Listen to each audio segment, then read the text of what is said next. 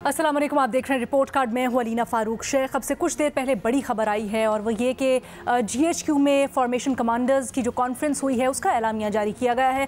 आपके लिए इसके चीदा चीदा निकात पढ़ देते हैं।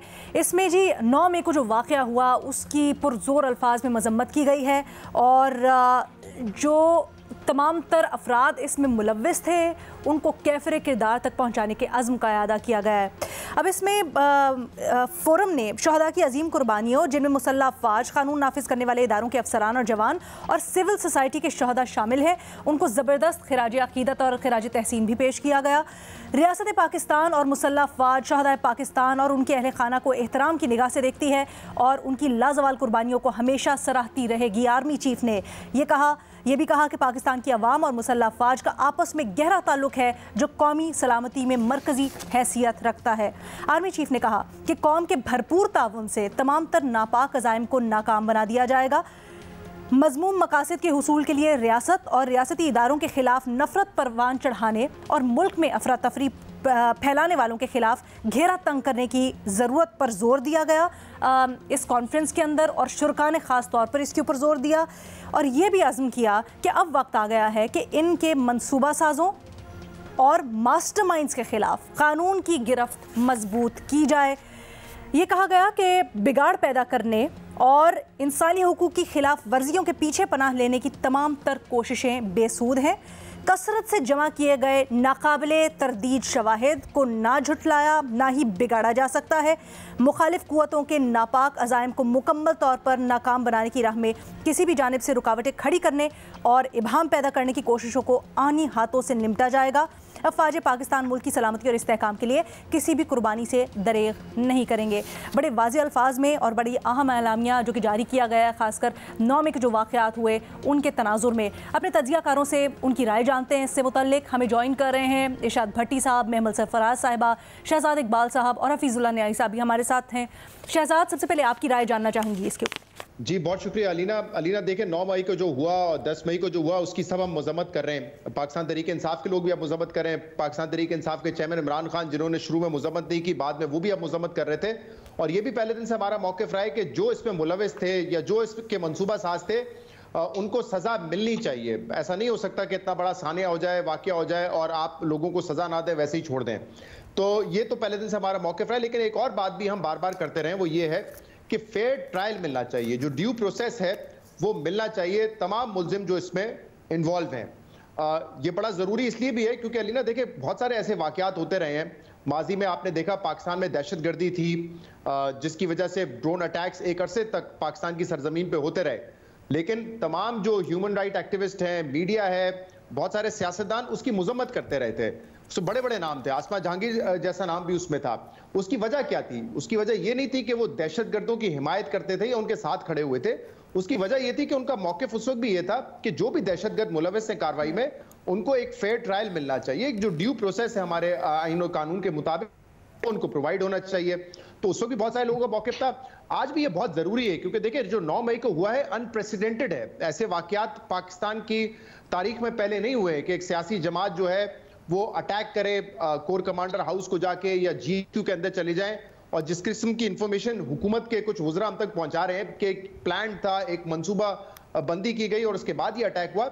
इसलिए ये बहुत ज़रूरी है कि जो भी इस पर कार्रवाई हो वो ड्यू प्रोसेस के मुताबिक हो, फेयर ट्रायल के मुताबिक हो, पब्लिक को मालूम हो कि क्या हो रहा है इसमें, ताकि जो इसकी फाइंडिंग्स हो, जब किसी को सज़ा हो तो क्रेडिबल हो, उससे मीडिया भी मुतमईन हो, जो ह्यूमन राइट्स की तंजीमें हैं वो भी इससे मुतमईन हो, जो आलमी बरादरी पाकिस्तान को एक ऑब्जर्वर के तौर पे देख रही होती है वो भी उससे मुतमईन हो। तो इसलिए बहुत ज़रूरी है कि जो सारा प्रोसेस हो वो पब्लिक हो, उनको पता हो कि जो इल्ज़ामात इस वक्त लगाए जा रहे हैं वो दुरुस्त हैं, उसके क्या हकायक हैं। क्योंकि आपने देखा है कि पिछले चंद दिनों से ख्वाजा आसिफ साहब खास तौर पे और राना सनाउल्लाह साहब वो तो ये कह रहे हैं कि ये एक बगावत का मामला था। तो ये बहुत खतरनाक और एक बड़ा इल्जाम है क्योंकि माजी में इस तरह के इल्जामात किसी सियासी जमात पर लगे नहीं है। तो अब अगर लग रहे हैं तो ये जरूरी है कि जो भी उनके पास शवाहिद हैं वो पब्लिक के साथ शेयर किए जाएं। ये मेरे ख्याल से बड़ा इंपॉर्टेंट है। सजा होना बड़ा जरूरी है, लेकिन जो फेयर ट्रायल है उसके जो भी लवाजमात है वो भी पूरे होने चाहिए। महमल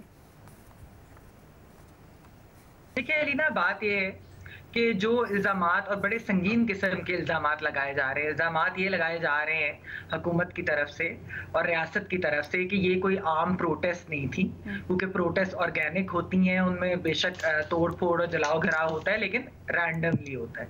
तो इसके ऊपर तो उनकी राय तो ये है कि ये स्पेसिफिकली जिस तरीके से मोर और लेस मिलिट्री इंस्टॉलेशंस को जो टारगेट किया गया, और वो ये समझते हैं कि इसके अंदर जो है बगावत का भी आंसर था, इसकी भी कोशिश थी।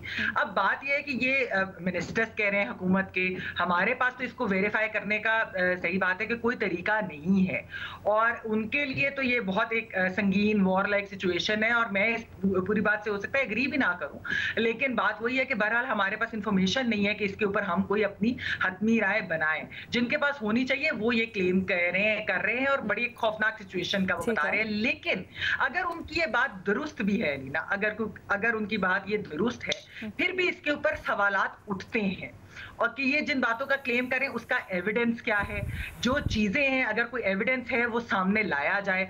फेयर ट्रायल बहुत बहुत जरूरी है, उसके अलावा वरना किसी चीज की भी कोई क्रेडिबिलिटी नहीं रहेगी। अगर कोई असल में भी मुजरिम होंगे तो उनको अगर सजा फेयर ट्रायल के थ्रू नहीं दी जाएगी, ट्रांसपेरेंटली नहीं कोई चीज होगी, तो उसकी कोई क्रेडिबिलिटी नहीं रहेगी। ये क्लेम बहुत सख्त है, लेकिन पहले एविडेंस सामने रख के वेरीफाई करें, जो फोरम इन्वेस्टिगेट करे और सजा दे उसका फेयर ट्रायल की पूरी रिक्वायरमेंट्स जो है अलीना वो पूरी होनी चाहिए। ट्रायल कोर्ट में ये बातें सामने आनी चाहिए, आवाम के सामने हकाइक सामने आने चाहिए, इसमें कोई डिस्क्रिमिनेशन नहीं होनी चाहिए।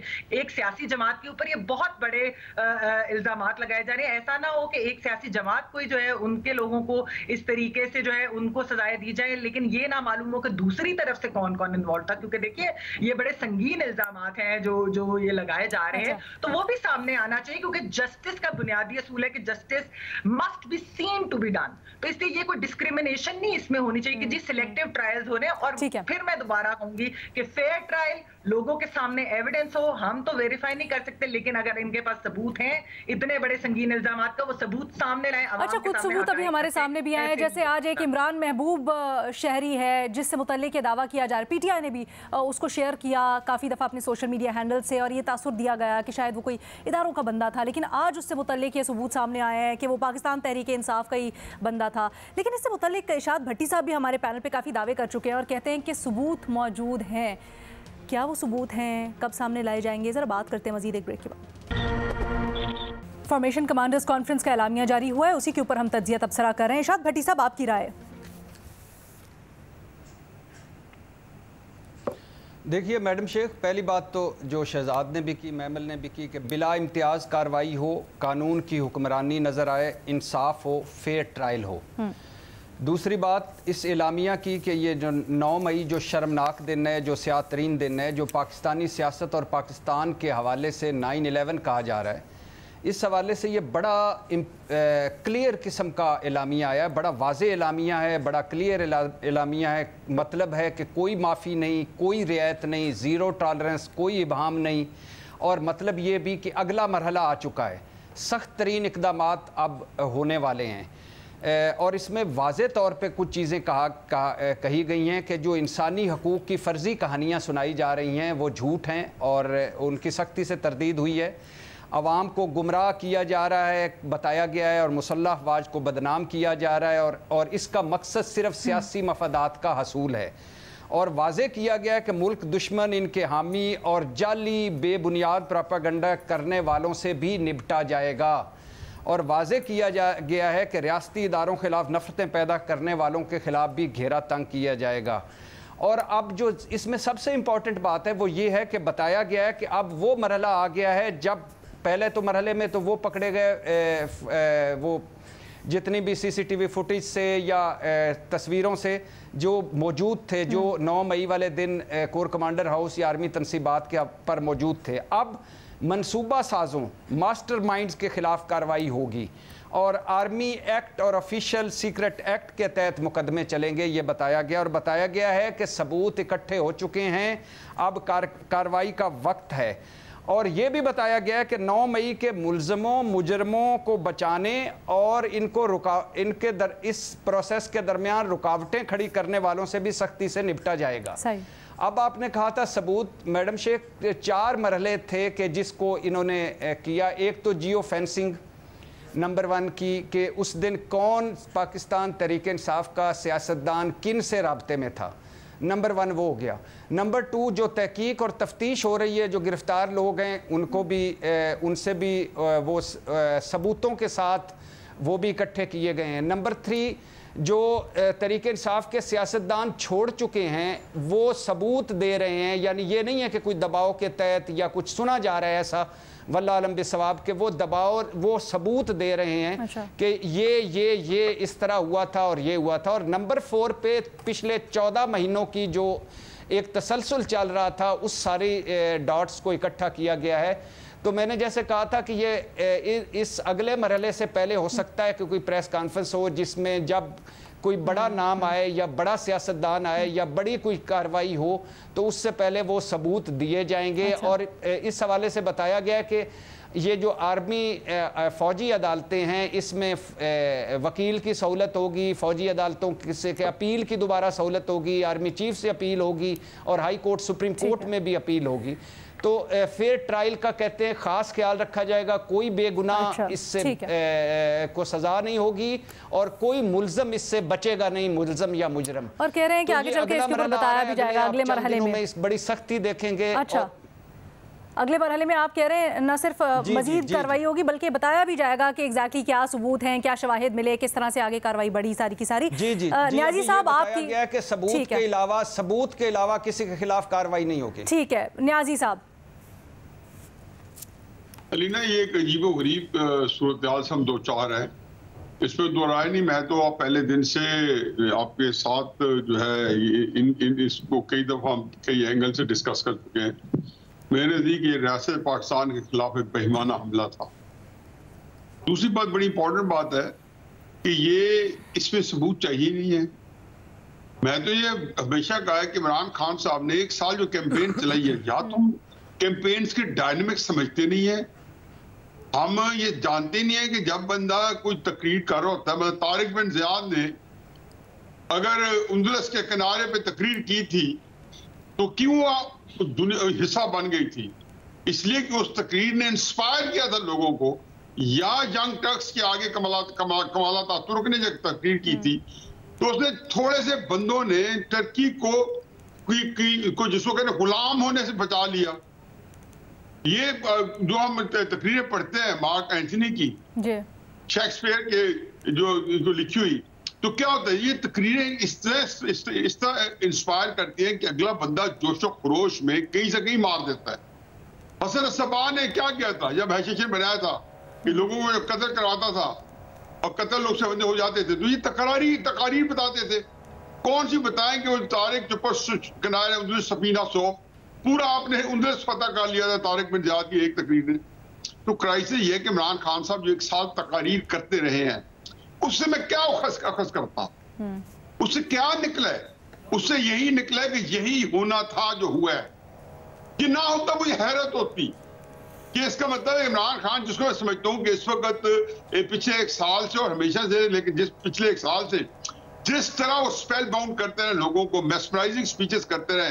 पाकिस्तान की हिस्ट्री में बड़े कम लोग हैं जो इतने अच्छे कम्युनिकेटर थे जो इमरान खान ने मीडिया का इस्तेमाल किया है इफेक्टिवली। और फिर ट्विटर और बाकी सोशल मीडिया अकाउंट उसमें सोने पे सुहागा थे।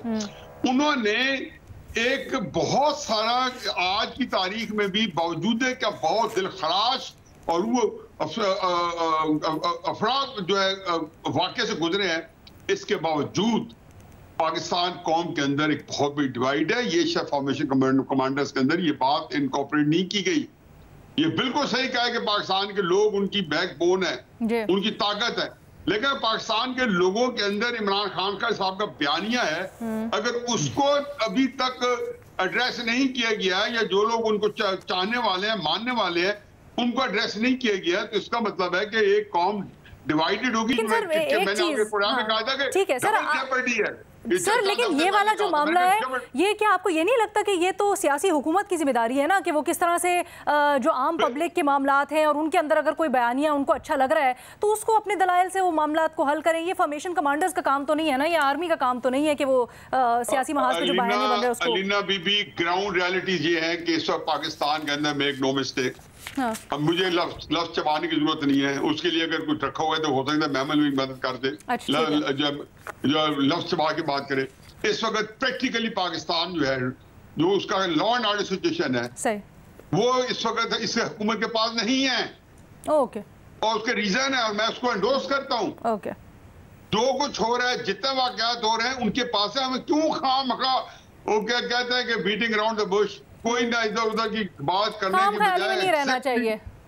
नहीं है, क्लैरिटी है, उसकी रीजन है, ठीक है, ज्यादती उनके साथ हुई है। ओके। वाकया उनको आपने अंदाजा नहीं है। एक बात में कहने दें, ठीक है, हकीकत ये है कि मार्शलाओं ने हमारी सियासत को इतना तबाह नहीं किया जितना हमारी सियासत ने या सियासतदानों ने पाकिस्तान की फौज से बदला लिया या जो उनको तबाह किया। ये उससे बड़ा जो है ना, मेरा ख्याल है कि बगावत का मुकदमा अगर कोई बनता है तो मुझे नहीं पता किसने ये कराया, लेकिन जिससे करवाया उसके ऊपर बगावत का मुकदमा बनता है, इसमें दो राय मेरी नहीं है। अच्छा चलिए ठीक है, आपने अपनी राय का इजहार कर दिया। शहजाद अलीना, ये जो हम बात कर रहे हैं कानून की हुक्मरानी की और फेयर ट्रायल की, ये बात इसलिए भी जरूरी है क्योंकि देखें हर पाकिस्तानी का मकसद और पाक फौज का भी मकसद यही है कि हम हल की तरफ बढ़ें। हल की तरफ बढ़ने के लिए जरूरी है कि जो भी तहकीकात हो वो क्रेडिबल हो, पब्लिक के सामने हो, वरना फिर उस पर जब सवाल उठेंगे तो ये मामला हल की तरफ नहीं जाएगा बल्कि एक मसला बन जाएगा। इसलिए मेरे ख्याल से ये बात करना बड़ा जरूरी है। दूसरा, कुछ हमें ये भी देखने की जरूरत है, हुकूमत की तरफ से जो एक्सेसिव यूज ऑफ पावर हो रहा है वहां पे हुकूमत को, रियासत को गौर करने की जरूरत है। जियो के एग्जीक्यूटिव प्रोड्यूसर को 2 दिन पहले जो है वो अगवा किया गया, अब वो फिर घर पर आए हैं, कुछ और शिकायत ऐसी आ रही है, तो ये बड़ा इंपॉर्टेंट मामला है कि हुकूमत इसको जरूर देखे। और जहां तक ये नियाजी साहब का कहना है कि हुकूमत बेबस है, उनके हाथ में कुछ नहीं है, देखें हुकूमत जब तक बैठी हुई है ना, एक एक चीज की जिम्मेदारी उनको लेनी पड़ेगी, तारीख उन्हीं से सवाल करेगी। आज इमरान खान साहब भी बैठ के बड़े आराम से कह देते हैं कि काजी फाइज ईसा के खिलाफ रेफरेंस जो है वो मैंने नहीं भेजा था, वो किसी और की तरफ से आया था। फिर वो ये कह देते हैं कि कोई और मामला था, वो भी मैंने नहीं किया था, वो तो मुझे उस वक्त पाक फौज ने कहा था। ये नहीं हो सकता। When you are the prime minister, when you have your cabinet, you are answerable for everything. और ये हुकूमत, ये कोएलिशन गवर्नमेंट आंसरेबल होगी। बेशक ये हकीकत हो कि शायद उनके हाथ में कुछ ना हो, मुझे भी ये आके मिनिस्टर्स ये दुख बड़ी कहानियां सुनाते हैं कि हमारे हाथ में तो कुछ है नहीं, बट अगर वाकई आपके हाथ में नहीं है ना, तो आपको साइड में हो जाना चाहिए था। और आप कहते हैं कि हम हुकूमत छोड़ के जा रहे हैं, हम इसका बोझ नहीं उठा सकते। ठीक है, ये जवाब नहीं बन सकता। बट न्यायी साहब की राय थोड़ी सी मुख्तलिफ है। सर अगर आप मुझे ब्रेक की इजाजत दीजिए, ब्रेक लेना है हमने और उसके बाद हम आते वापस। ब्रेक के बाद खुशामदीद। हमने बात करनी है सुप्रीम कोर्ट में बड़ी दिलचस्प सूरत हाल बनी है, उसके ऊपर हुआ कुछ यूँ। हमारी नुमाइंदा मरियम नवाज़ इसके ऊपर बड़ी तफसील से हमें उन्होंने रिपोर्ट भी किया और बताया कि इलेक्शन कमीशन ने जो नज़रसानी की दरख्वास्त दायर की हुई है पंजाब में इलेक्शंस के फैसले के ऊपर, उसकी समाअत हो रही थी और उसके बाद उसी बेंच ने समाअत करनी थी जो रिव्यू एक्ट के खिलाफ कुछ पिटिशंस आई हैं शहरियों की, उसके ऊपर। इसी दौरान अली ज़फ़र साहब, जिनका रिव्यू एक्ट के खिलाफ जो दरख्वास्तें हैं उनसे कोई ताल्लुक़ नहीं था, वो पिटिशनर भी नहीं थे, वो कमरा अदालत में बैठे हुए थे। तो जब इन रिव्यू पिटिशंस के ऊपर समाअत शुरू हुई तो अदालत ने अली ज़फ़र साहब को कहा, अली ज़फ़र साहब आप अपनी राय का इजहार करें, आप दलाइल दें कि आप क्या कहते हैं। अली ज़फ़र साहब ने अपने दलाइल देना शुरू किए और उसके बाद जो दरख्वास्त गुजार थे उन्होंने अली ज़फ़र साहब के दलाइल को ये अडॉप्ट कर लिया। अभी बड़ी दिलचस्प सूरत हाल है। फिर अदलिया के इसके ऊपर कुछ सवालात भी सामने आए हैं। फाजिल जज साहिबान कहते हैं कि ये जो तरमीम है ये अच्छी है, यानी जो अपील के एक्ट से मुतल्लिक और प्रैक्टिस एंड प्रोसीजर से मुतल्लिक तरमीम की वो बात करें, तरमीम अच्छी है, लेकिन सिर्फ एक गलती है हुकूमत की कि नज़र-ए-सानी को अपील करार दे दिया गया है। ये भी कहा गया कि हमारे काम में दखल देना तो हक में मुदाखलत है।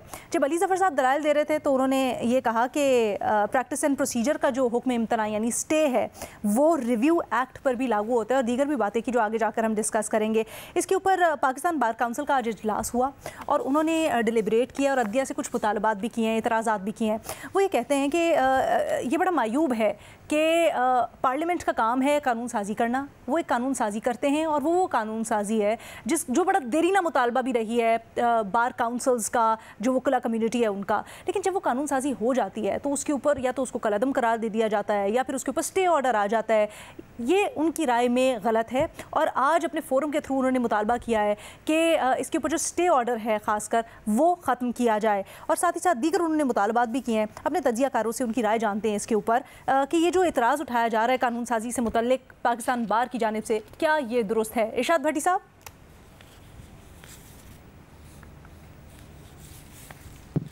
नहीं, मेरा नहीं ख्याल मैडम शेख के दुरुस्त है।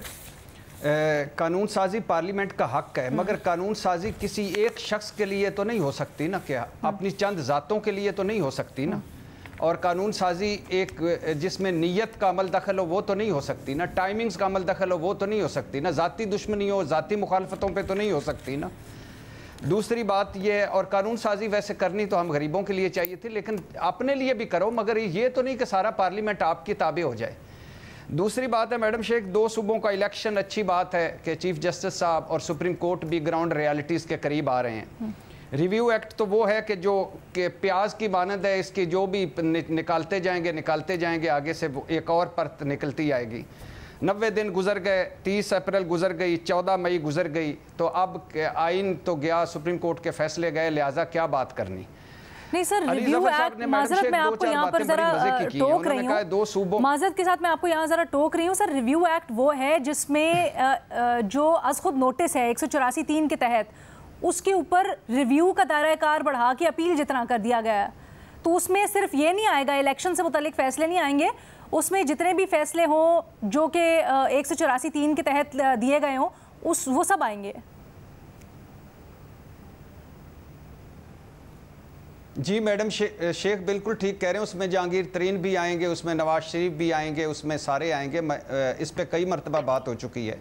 सही। अली ज़फ़र साहब ने आज बड़े मज़े की बातें की। उन्होंने कहा कि 2 सूबों में जमहूरियत नहीं, लोगों की नुमाइंदगी नहीं, असम्बलियाँ नहीं, तासुर दिया जा रहा है कि आइन मौजूद है, लेकिन हकीकत में आइन मर चुका है। वज़ीर आज़म समेत सब ने आइन से वफ़ादारी का हल्फ लिया है, लेकिन कोई आइन से वफ़ादारी नहीं निभा रहा।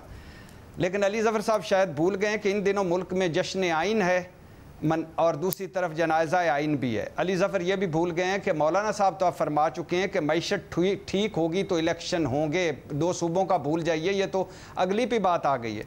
और आखिरी बात मैडम शेख, अली ज़फ़र साहब भूल चुके हैं कि हुकूमत जितना मर्जी ज़ोर लगा ले, यानी जितना मर्जी हुकूमत कह चुकी है ज़ोर लगा लो, इलेक्शन नहीं होंगे। और अली ज़फ़र साहब भूल चुके हैं कि कल मेरे जरदारी साहब ने तो बात ही ख़त्म कर दी, फरमाया ये 2 माह में इलेक्शन नहीं करा सकते, इलेक्शन तब होंगे जब मैं चाहूँगा।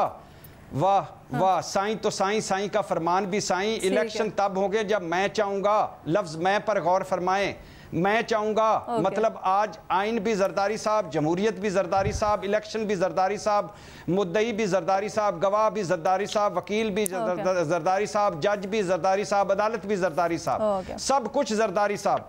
चीफ जस्टिस साहब को आखिरी बात के बुलाकर जरदारी साहब से पूछना चाहिए, हजूर आप कब चाहेंगे, और उसके मुताबिक फैसला दे देना चाहिए। सही है, लेकिन शायद सब ये भी भूल गए कि अली ज़फ़र साहब जिन्होंने बड़े ज़बरदस्त दलाइल दिए, उनको तो कोई लेना ही देना ही नहीं था इस दरख्वास्त से, तो उन्होंने दलाइल किस तरह से दे दिए न्याजी साहब? अलीना, मैंने हकीकत है कि कुछ ज्यादा डिटेल्स तो नहीं देखी, लेकिन मैंने थोड़ा सा एक मुझे कमेंट्स पता चला है, मैंने देखा है, तो मुझे चीफ जस्टिस साहब के 1-2 कमेंट्स में देख रहा था, फिर मुझे कहीं जाना था। मेरा ख्याल है कि कोई बेबसी नजर आई है, और मैं सिर्फ एक ही कमेंट दूंगा, और ये मैं पहले भी कोई मेरा ख्याल में 5-6 दफा दोहरा चुका हूँ, लेकिन अब ये जो 9 मई के तनाजुर में इसकी जो इंटेंसिटी है या इसकी जो ग्रेविटी है वो ज्यादा बढ़ गई है। वो ये कि ये कितनी बदकिस्मत सूरत हाल से हम 2-4 हैं कि आईन पाकिस्तान को हम जो है उसको मजबूती से थामते हैं, जो हमें थामना चाहिए, तो हम एक क्योस में जाते हैं और मावरा आईन जाते हैं, तो वो तो है ही तबाही और बर्बादी। एक बड़े अजीबोगरीब पाकिस्तान दुराए पे आया, और ये कौमों की बदकिस्मत तरीन दौर होता है कौमों के अंदर जब इस तरह की आप कैफियत से 2-4 है। ये लाइट गुफ्तगू से बालातर किसी जो है जिसको कहना चाहिए कि बंदा इतनी संजीदा सूरत हाल है, इतनी संजीदा सूरत हाल है कैसे निकला जाए, कैसे ना निकला जाए। बाकी भट्टी साहब ने जो फरमाया, मैं उसमें एक से अर्ज करूं कि भट्टी साहब जमीनी हकायक ये हैं कि जो इलेक्शन है वो हकीकत यह एस्टेब्लिशमेंट ही देगी ना। मैं 9 मई के तनाज़ुर में कह रहा हूँ। ये अब कोई कहता है जरदारी साहब या नवाज शरीफ साहब या फजल रहमान साहब बड़े मारता है। और आखिरी बात सिर्फ इतनी है कि मौजूदा हुकूमत जो है वो तो चूंकि उसकी पॉपुलैरिटी चूंकि बहुत खर्च हुई है, जिसमें मुझे उन पर तरस भी आता, कसूर नहीं है, उन्होंने पता नहीं किस एंगल से ये हुकूमत संभाली होगी, तो वो बैगेज ज्यादा है और वो कोई कंट्रीब्यूट नहीं कर सकते टेक्निकली। को पॉलिटिकली स्ट्रॉन्ग बैकिंग चाहिए इस एस्टेब्लिशमेंट को। अच्छा। मौजूदा हुकूमत स्ट्रॉन्ग सियासी बैकिंग देने से कासिर है। उनकी शिद्दत जरूरत है खुद इमरान खान का मुकाबला करने के लिए स्ट्रॉन्ग पॉलिटिकल बैकिंग, जिसके अंदर एक वाइब्रेंट पब्लिक सपोर्ट मौजूद हो। ओके मेमन, आप कहिएगा ये जो 9 मई की बात करें, आज इसका अदालत में भी जिक्र हुआ और जब केसेस को क्लब किया गया, यानी इलेक्शंस नज़र सानी दरख्वास्त और रिव्यू पिटिशन को क्लब किया गया, तो उसमें भी ये चीफ जस्टिस साहब ने सवाल किया कि क्या 9 मई के वाक़े के बाद इलेक्शंस इससे असरअंदाज हो सकते हैं। बट आपका इसके ऊपर क्या तज्जिया है? ये जो बात हो रही है ख़ास तौर पे कि अदालत से स्टेटस को ख़त्म करने की बात की गई है, आप समझती हैं दुरुस्त एतराज़ है और कर देना चाहिए, मान देना चाहिए अदालत को? देखिए लीना, पाकिस्तान बार काउंसिल का जो एतराज है वो तो बिल्कुल दुरुस्त है ना, क्योंकि कानून साजी का जो महवर है वो तो पार्लियामेंट ही होती है। तो आपको लेकिन जो कानून नहीं पसंद होता, कि आपका मतलब ये है कि अगर हमारी मर्जी के कानून बनेंगे तो ठीक है, वरना जो है हमें नहीं पसंद तो हम उसके ऊपर प्रीएम्प्टिव जो है बेंच भी बना लेंगे, या फिर हम पिछली हेयरिंग में एक चीज की तारीफ करेंगे और अगले दिन हम उसकी पिटीशन भी सुनना शुरू कर देंगे। ये आप खुद तो अदलिया जो है वो अपने आप को रिफॉर्म करने को तैयार नहीं है, और जब हुकूमत कानून साजी करती है तो तब उसके ऊपर आपको इतराज होते हैं। हम ख्याल बेंचेस आप बनाते हैं, इख्तलाफात आपके आपस में खत्म नहीं होते, और आप सियासतदानों को तो मशवरे दे रहे होते हैं साथ बैठ जाओ, अपने भी बेंचेस में फिर साथ बैठ जाए ना, एक हम ख्याल बेंचेस ही क्यों बन रहे होते हैं। तो ये जो जुडिशियल रिफॉर्म्स है बहुत जरूरी है। अदलिया अगर खुद करने को तैयार नहीं तो पार्लियामेंट का तो ये इख्तियार है, आप एग्जीक्यूटिव के इख्तियारात में आप किस तरह से आ रहे हैं, ये जो चीजें बिल्कुल एतराज दुरुस्त है। ठीक है शहजाद। अलीना देखिए, एक चीज जो 184 के हवाले से आज की गई, मेरे ख्याल से मैंने एक दो लॉयर से बात की थी, ये मुझे लग रहा था कि काबिल एतराज चीज हो सकती है, क्योंकि जो मेरी अंडरस्टैंडिंग है 184(3) में जिक्र हुआ है रिव्यू का। तो अगर आप इसका लफ्ज, इसका स्कोप बढ़ाना चाहते हैं तो ठीक है, लेकिन अगर आप इसका लफ्ज तब्दील कर रहे हैं, अपील कर रहे हैं, तो मेरे ख्याल से जो 185 है, आर्टिकल 185, वो बड़ा तफसील से बताता है कि हाई कोर्ट के फैसलों के खिलाफ अपील हो सकती है। अगर ओरिजिनल ज्यूरिस्डिक्शन है सुप्रीम कोर्ट की 184(3) तो फिर रिव्यू का वहां पर है, तो शायद इसमें आईनी अमेंडमेंट की जरूरत है, या हुकूमत जो है इस कानून को तब्दील करके रिव्यू का स्कोप बढ़ा दे rather than using the word appeal. Technical I think वो एग्जैक्टली ऐसे किया गया है, वो एग्जैक्टली यही किया गया है कि लफ्ज रिव्यू ही है, लेकिन रिव्यू का दायरा कार बढ़ा दिया गया है, रिव्यू की डेफिनेशन चेंज कर दी है, वो लफ्ज अपील कर दिया गया है। मेरे ख्याल से टेक्निकल नुक्ता है, कोई इतना अगर उसमें हुकूमत चेंज भी करते तो कोई ज्यादा बड़ी बात नहीं होगी। लेकिन देखें, ये जो दूसरा मामला है इलेक्शंस का, मुझे नहीं पता एग्जैक्टली ये जो इलेक्शन कमीशन ऑफ पाकिस्तान ने रिव्यू डाला था वो सुना जा रहा है, या जो इनकी ओरिजिनल समात थी इलेक्शन के हवाले से वो सुनी जा रही है, क्योंकि वो तो अब एक पास्ट एंड क्लोज ट्रांजैक्शन हो चुकी है। मतलब हम इस समात को आगे बढ़ा के मेरे ख्याल से कौम का वक्त ज़ाया करेंगे, पैसा ही ज़ाया करेंगे, क्योंकि इलेक्शंस तो कब 14 होने थे, और अब तो कोई दूर दूर तक इस बात का जिक्र भी नहीं हो रहा कि इलेक्शंस हो रहे हैं। बल्कि अब तो इमरान खान साहब जो कि कह रहे थे कि होना चाहिए 14 को इलेक्शन, वो भी शायद इसको गनीमत जानेंगे कि अगर उनको फ्री एंड फेयर इलेक्शन अक्टूबर में मिल जाएगा। लेकिन एक चीज ये जरूरी, ये बिल्कुल दुरुस्त है कि जो हुकूमत ने कानून साजी की है, पार्लियामेंट ने कानून साजी की, उस पर जो है एतराज किया सुप्रीम कोर्ट ने, वहां पे उन्होंने ट्रांसग्रेस किया है। लेकिन ये हमें नहीं भूलना चाहिए कि इस वक्त जो नियाजी साहब कह रहे थे कि ये चीफ जस्टिस की बेबसी है, चीफ जस्टिस की नहीं, ये हमारे रूल ऑफ लॉ और आइन की बेबसी है। मतलब कोई कोई ये नहीं कह रहा कि इमरान खान ने बहुत अच्छा फैसला किया था, मेरे ख्याल से सियासी तौर पे बुरा फैसला था असेंबलियां तोड़ने का, उनकी शायद इंटेंशन यही थी कि दबाव डाल के मैं जनरल इलेक्शन हासिल कर लूं। लेकिन जब असेंबलियां तहलील हो गई, इसके बाद 90 दिन के अंदर इलेक्शन होने थे, तो वहां पे जरा पार्लियामेंट के रोल को भी देखा जाए, हुकूमत के रोल को देखा जाए, क्योंकि हुकूमत ने तो वो वक्त पास कर दिया पार्लियामेंट को कि पार्लियामेंट फैसला करे कि हम पैसे नहीं देंगे। तो जो ऑलरेडी सेटल्ड प्रिंसिपल है, जो ऑलरेडी सेटल्ड कॉन्स्टिट्यूशन है कि 90 दिन के अंदर 2 सूबों में इंतखाबात होने थे, उस पर कौन सा अमल कर लिया गया? उस पर क्यों नहीं अमल किया गया? वो आपने तो आइन की खिलाफ वर्जी की है। फिर आप नया कानून बनाएं तो उस पर सुप्रीम कोर्ट को ऐतराज है। तो मेरे ख्याल से ये दोनों इदारे आप एक दूसरे तजावुज किया अपने इख्तियारात से, जो कि नहीं होना चाहिए था। सही है, लेकिन तो गो कि ये थोड़ा सा डाइग्रेस कर जाता है, लेकिन एक चीज़ रिकॉर्ड की दुरुस्ती के लिए आप कह रहे हैं इमरान खान साहब ने गलत फैसला किया सियासी तौर पर असेंबलियाँ डिसॉल्व करके, लेकिन हमने देखा उसको कॉन्स्टिट्यूशनल कवर हासिल था उस वक्त, लिखा हुआ है ना सीधा सीधा 90 दिन के अंदर होने। तो उन्होंने तो ये क्योंकि मुझे याद है आप लोगों ने ये सवाल पूछा था कि क्या उस वक्त असेंबलियाँ नहीं टूटी थी, क्या असेंबलियाँ टूटनी चाहिए, इमरान खान को तोड़नी चाहिए, तो मेरा उस वक्त ये ख्याल था कि असेंबलियाँ मुद्दत पूरी करने ज्यादा बेहतर है। आप बिल्कुल ठीक कह रही हैं, आइन के मुताबिक अगर मामला चल रहे होते तो फिर उनको पता होता कि इलेक्शन मिल रहे हैं तो वो तोड़ देते हैं, लेकिन उनको ये नहीं पता, उनको ये पता था उस वक्त, परवेज इलाही साहब सिटिंग चीफ मिनिस्टर थे, वो बता के आ गए थे कि इलेक्शन नहीं होने हैं, इलेक्शन नहीं मिलेंगे हमें, असेंबलियां ना तोड़ें। जब ये रियलिटी आपके सामने हो, और रियलिटी ये थी कि आपने आइन को नहीं फॉलो करने देना है, आइन नहीं फॉलो होगा, तो फिर मेरे ख्याल से तो फिर सियासी तौर पर उनको सोचना चाहिए था। सियासी बसीरत तो यही थी कि आप उसके मुताबिक फैसला करते, ना कि आपको चंद लॉयर ने कह दिया कि नहीं और कोई रास्ता ही नहीं है, 90 दिन के अंदर इलेक्शन तो होके ही रहेंगे। हमें पता है ग्राउंड रियलिटीज का कितना इस वक्त कानून पे अमल हो रहा है, तो मेरे ख्याल से उसको देख के फैसला करना चाहिए था। जो शहजाद बात कर रहे हैं ना, वो बेसिकली ये कह रहे हैं कि जो सियासी फैसला था, हाँ बिल्कुल सही है, वो कह रहे हैं कि जब आपको पता चल रहा था पीछे से कि इस तरह की इत्तलात आ रही है कि किसी भी तरह से इलेक्शंस नहीं होंगे और आपके अपने वजीर आला आपको बता रहे थे, तो फिर उसको देखना, उसको देखना चाहिए था, उसको उसके सियासी दावपेच की तरह उसको चलना चाहिए था। सिर्फ जो कानूनी माहिरीन की एडवाइस आ रही थी उसके ऊपर नहीं अमल करना चाहिए था। बहरहाल हमारे तजियाकारों की आपने राय जानी, अभी इजाज़त दीजिएगा, अल्लाह हाफ़िज़।